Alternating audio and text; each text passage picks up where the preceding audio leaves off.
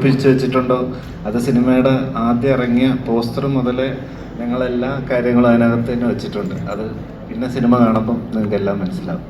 അതേപോലെ സുരഭി ചേച്ചീനെ ഇപ്പോൾ നാഷണൽ അവാർഡൊക്കെ കിട്ടിയതിന് ശേഷം ഇങ്ങനെ കൊമേഴ്ഷ്യൽ സിനിമയിലൊന്നും നായികയായിട്ട് അധികം കണ്ടിട്ടില്ല.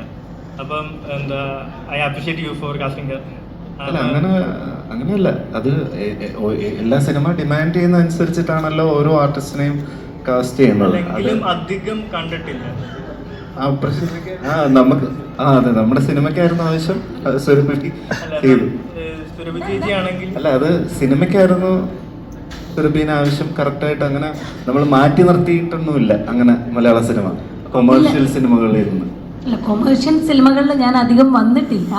അപ്പം ഈ സിനിമയിൽ ഈ പറയുന്നത് പോലെ 2 ക്യാരക്ടർ അവതരിപ്പിക്കാനുണ്ടായിരുന്നു. അതിൽ അവർക്ക് എന്നിലൊരു വിശ്വാസം ഉള്ളത് കൊണ്ട് എന്നെ വിളിച്ചു, ഞാൻ പോയി എന്നെ കൊണ്ടാവുന്ന രീതിയിൽ അത് ചെയ്തു എന്നുള്ളതാണ്.